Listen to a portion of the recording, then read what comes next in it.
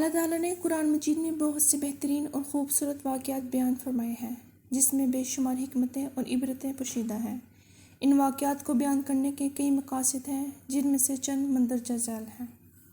نبی کریم صلی اللہ علیہ وسلم کو مخاطب کرتے ہوئے اللہ تعالیٰ نے فرمایا کہ ہم آپ کے سامنے بہترین بیان پیش کرتے ہیں اس لیے کہ ہم نے آپ کی جانب یہ قرآن وحی کے ذریعے سے نازل کیا ہے اور اس سے پہلے آپ یقیناً بے خبر تھے۔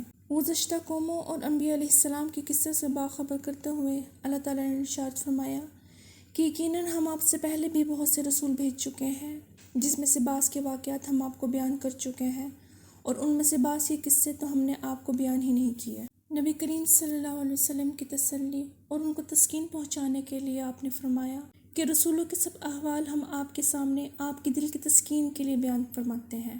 آپ کے پاس اس صورت میں حق پہنچ چکا ہے جو مومنوں کے لیے نصیحت اور وعظ ہے۔ اللہ تعالیٰ کا ارشاد ہے کہ ان کے بیان میں عقل والوں کے لیے یقیناً نصیحت اور عبرت ہے۔ یہ قرآن جھوٹی بنائی ہوئی بات نہیں بلکہ یہ تصدیق ہے ان کتابوں کی جو اس سے پہلے کی ہے، ہر چیز کو کھول کھول کر بیان کرنے والا اور ایماندار لوگوں کے لیے ہدایت و رحمت ہے۔ اور آپ نے فرمایا کہ اے نبی ان لوگوں کے سامنے واقعات بیان کیجیے تاکہ وہ غور و فکر کرے۔ قرآن مجید میں بیان ہونے والے بہترین قصوں میں سے ایک قصہ بنی نوح انسان کے باپ حضرت آدم علیہ السلام کا ہے۔ آپ اللہ تعالیٰ کے پہلے نبی ہیں۔ آپ کا قصہ قرآن مجید کی مختلف صورتوں میں مختلف جگہ میں بیان ہوا ہے۔ اللہ تعالیٰ کا ارشاد ہے کہ میں نے انسانوں اور جنوں کو اپنی عبادت کے لیے پیدا کیا ہے۔ اللہ تعالیٰ نے ہمیں اپنی عبادت کے لیے پیدا فرمایا ہے، اگرچہ وہ عبادت کا محتاج نہیں، وہ تو بے نیاز ہے، البتہ ہم محتاج ہیں۔ وہ عالی شان صفات کا مالک ہے۔ اس نے اپنے ناموں کے آثار ظاہر کرنے کے لیے مخلوق کو پیدا فرمایا۔ رحمت کے آثار، قدرت کے آثار، جبر اور طاقت کے آثار اور حکمت کے آثار ظاہر کرنے کے لیے مخلوقات کو پیدا فرمایا، ورنہ وہ کسی چیز کا محتاج نہیں۔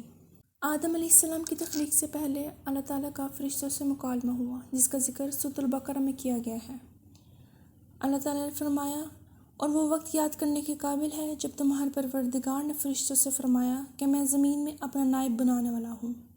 انہوں نے کہا کیا تو اس میں ایسے شخص کو نائب بنانا چاہتا ہے جو خرابیاں کرے اور خون خرابہ کرتا پھرے، اور ہم تیری تعریف کے ساتھ تسبیح و تقدیس کرتے رہتے ہیں۔ اللہ تعالیٰ نے فرمایا کہ میں وہ باتیں جانتا ہوں جو تم نہیں جانتے، اور اس نے آدم کو سب چیزوں کے نام سکھائے، پھر ان کو فرشتوں کے سامنے پیش کیا اور فرمایا کہ اگر تم سچے ہو تو مجھے ان کے نام بتاؤ۔ انہوں نے کہا کہ تو پاک ہے، جتنا علم تو نے ہمیں بخشا اس کے سوا ہمیں کچھ معلوم نہیں، بے شک تو دانا اور حکمت والا ہے۔ تب اللہ نے آدم علیہ السلام کو حکم دیا آدم تم ان کو ان چیزوں کے نام بتاؤ۔ جب انہوں نے ان کے نام بتائے تو اللہ تعالیٰ نے فرشتوں سے کہا کیوں میں نے تم سے نہیں کہا تھا کہ میں آسمان اور زمین کی سب پوشیدہ باتیں جانتا ہوں، اور جو تم ظاہر کرتے ہو اور جو تم پوشیدہ رکھتے ہو سب معلوم ہے۔ اور جب ہم نے فرشتوں کو حکم دیا کہ آدم کے آگے سجدہ کرو تو وہ سب سجدے میں گر پڑے مگر شیطان نے انکار کیا اور غرور میں آ کر کافر ہو گیا۔ یعنی اللہ تعالیٰ نے آدم علیہ السلام اور ان کی اولاد کی تخلیق کا ارادہ ظاہر فرمایا جس کی ہر نسل پہلی نسل کی جگہ لے گی، یعنی ہر نائب دوسرے نائب کی جگہ لے گا۔ تو اللہ تعالیٰ نے فرشتوں کو آدم علیہ السلام اور ان کی اولاد کی تخلیق کی خبر دی، جس طرح کسی بھی عظیم کام کو وجود میں لانے سے پہلے خبر دی جاتی ہے۔ فرشتے آدم علیہ السلام کی تخلیق کے بارے میں مزید معلومات اور ان کی حکمت جاننے کے خواہش مند تھے، اس لیے انہوں نے عرض کی کیا تو اس میں ایسے شخص کو نائب بنانا چاہتا ہے جو خرابیاں کرے اور خون خرابہ کرتا پھرے؟ اس سوال کا مقصد نہ تو اللہ تعالیٰ پر اعتراض کرنا تھا، نہ بنی آدم کے مقام و مرتبہ کا انکار مقصود تھا، اور نہ انہیں انسانوں سے حسد تھا۔ بعض لوگوں کو غلط فہمی ہے، بلکہ اس سوال کا مقصد صرف اس کی حکمت معلوم کرنا اور مزید معلومات حاصل کرنا تھا۔ قتادہ رحمۃ اللہ نے فرمایا کہ فرشتوں کو معلوم تھا کہ یہ صورتحال پیش آنے والی ہے، کیونکہ انہوں نے آدم علیہ السلام سے پہلے زمین میں آباد ہونے والے مخلوقات مثلاً جنات کے حالات دیکھے تھے، جن آدم علیہ السلام سے تقریباً 2000 سال پہلے زمین میں آباد تھے۔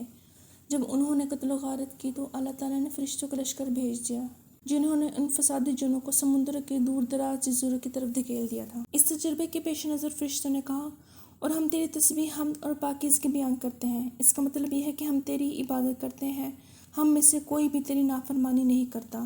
اگر انسانوں کی تخلیق کا مقصد یہ ہے کہ وہ تیری عبادت کریں تو ہم موجود ہیں جو دن رات کسی کوتاہی یا اکتاہٹ کے بغیر تیری عبادت میں مشغول رہتے ہیں۔